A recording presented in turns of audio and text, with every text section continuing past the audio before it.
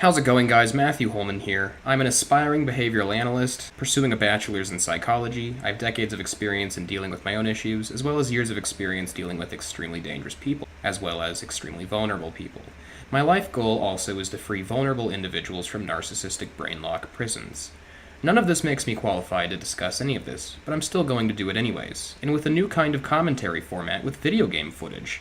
Now, today we're going to talk about something quite distressing. It's something I feel most people will go through in their lives at least once if said person happens to have big goals. It's something I've dealt with like 50 times now in my life, and at this point I would say I'm like God tier status at dealing with this, okay? So much so, I actually look forward to the next smear campaign, as at this point, I see narcissistic smear campaigns like Saw traps, and I am a huge fan of Saw, because you can always work your way out of a saw trap if you're smart. Okay, jokes aside, first things first, let's discuss why you may be in this situation, and what I'd recommend to all of you, even if you are a narcissist. So, smear campaigns are basically what happens when you have a vulnerable individual with usually savant syndrome of sorts, but let's say they're famous, or they're gifted, or they're just infamous, or they're known in some way, or they hold some kind of power socially, or they're just someone striving for a great life in a hood rat environment,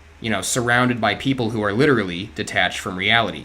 Well, what usually happens is the narcissist, who usually has way too much violating information about you for whatever reason, gets jealous of your progress.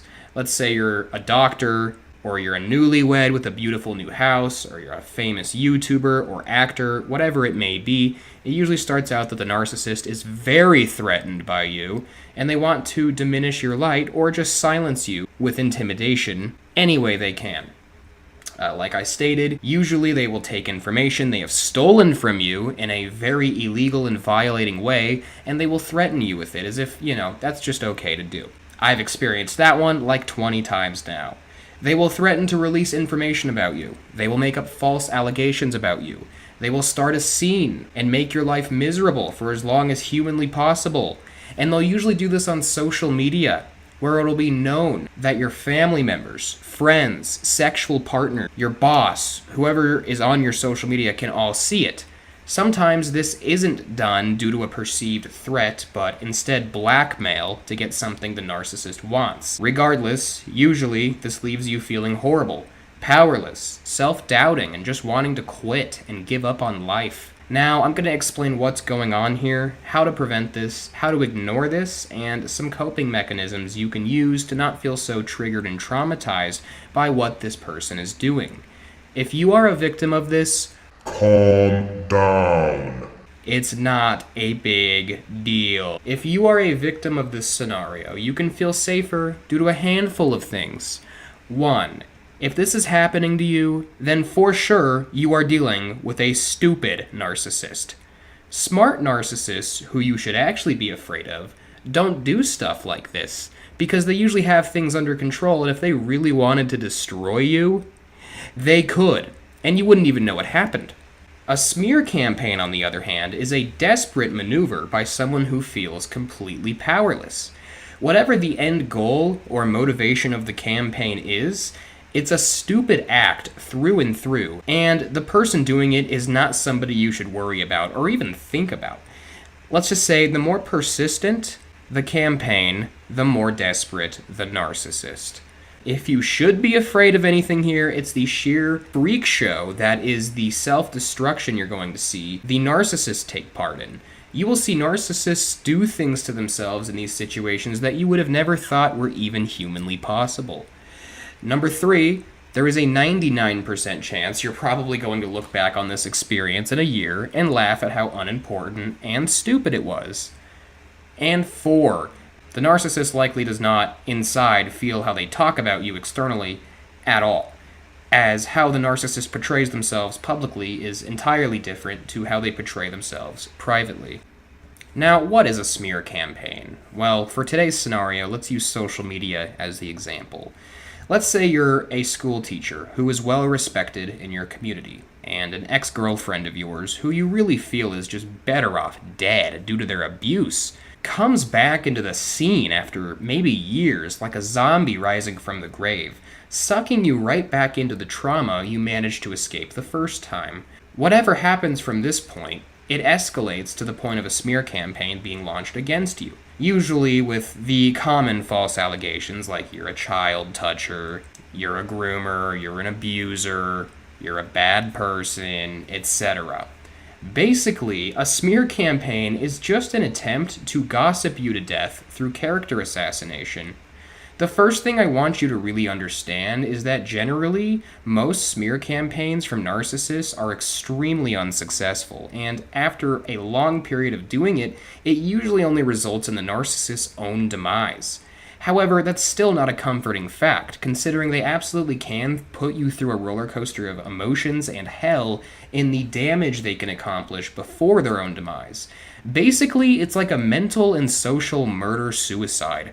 Now, why is this happening? Well, like I said, you pose some kind of threat to a narcissistic structure of some kind, and the narcissist in question downright violently hates you as a result and wants you gone. They can't murder you physically due to legality and, all that nonsense, and they certainly don't want to risk a threat to their own safety and image. So the next best thing is to emotionally confuse, emotionally drain, and essentially emotionally murder you. And what better way to do that than to leak secrets about you or spread false rumors about you where everyone can see on social media? Even if it doesn't work, it'll still cause chaos and confusion, which is a narcissist's ultimate goal. See, they're doing this because they literally believe you are out to get them. They think you know all about the things they've done and that you're going to put them in their true place forever, where they themselves feel they belong.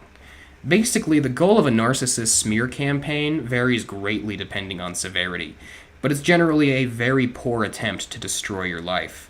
Not necessarily kill you. Narcissists don't want to be liable for something that could shatter their image, so they'll resort to attacking your job, attacking your personal information, threatening you, harassing your family and your friends. The goal is to leave you isolated, depressed, and in a constant cycle of anxiety and complex post-traumatic stress disorder. Remember, complex post-traumatic stress disorder is kind of like the virus the zombie narcissist gives you. They do this so you either 1. Submit to them and stop outshining them, 2. Come back to them because they're desperate for your approval and attention, or 3. Kill yourself, or 4. Kill yourself through self-destructive actions. Because the narcissist really kind of wants you to be like them. They will probably post horrible reviews about your personality and life, and horrible reviews falsely labeled as other people's opinions about you. It'll be so awful, and you'll feel so bad. But now that we've stripped back what's happening, let's talk about how to prevent it. Ignore it. Narcissists cannot stand being ignored. There have been cases of narcissists ending their own lives due to a target ignoring them. Think about that. Think about how tragic that is, and how, it's a waste of time to even get mad at someone like that. End of the story. Feel the anxiety you feel in your body and your brain, but also understand you need to ignore all attempts to engage. Convince them of anything, discuss emotional topics with them. You need to completely detach as much as humanly possible. That, in turn, will solve, over time, the smear campaign. And I promise you, it'll become nothing more than a bad memory. However, you need to also be aware of your own actions. Just because someone is a narcissist doesn't give you carte blanche to be evil to them, because that makes you a bit of a narcissist. You see how annoying and complicated this is? So just try to be respectful in backing away from the situation, and any attempts to agitate you or flare you up, you need to ignore. Feel the pain in your brain, let it sit there, and just be comfortable for a while, being uncomfortable. Lastly, I guess I could discuss some coping mechanisms you could use to remedy some of the issues associated with this situation near instantly. For one, if you're having constant flashbacks of the situation involving the narcissist where you feel powerless, like a small child, like an idiot, and you feel nothing but anxiety, my personal solution from stuff I've tried that works really well is looking at an image of the thing that triggers you, and when you feel that urge or that flashback come on, instead of engaging in a compulsion, you just recognize that this is a traumatic flashback or an OCD compulsion, and you just let yourself feel the pain. You let it happen. It's almost as if you are bodybuilding your brain. It's a similar sensation even. Basically, let yourself feel pain and emotions rather than building them up, which in turn, over time, can set you free from the compulsions. Remember, trying to suppress traumatizing memories a lot of the time can make it worse, though this takes a lot of practice, and if your trauma is really that extreme, you should only do this kind of stuff with a licensed psychologist, because it could go horribly wrong. Anyways, as for where the narcissist will end up, who knows? And who cares? Stop thinking about the narcissist. The narcissist is probably going to, within a year or two, be completely isolated or doing this all over again to someone else for some petty, stupid reason. If you're a narcissist, I would really suggest not doing this unless you have some kind of legitimate takedown point or large following online to back up your status here, because otherwise what you're doing is humiliating for everyone else to look at.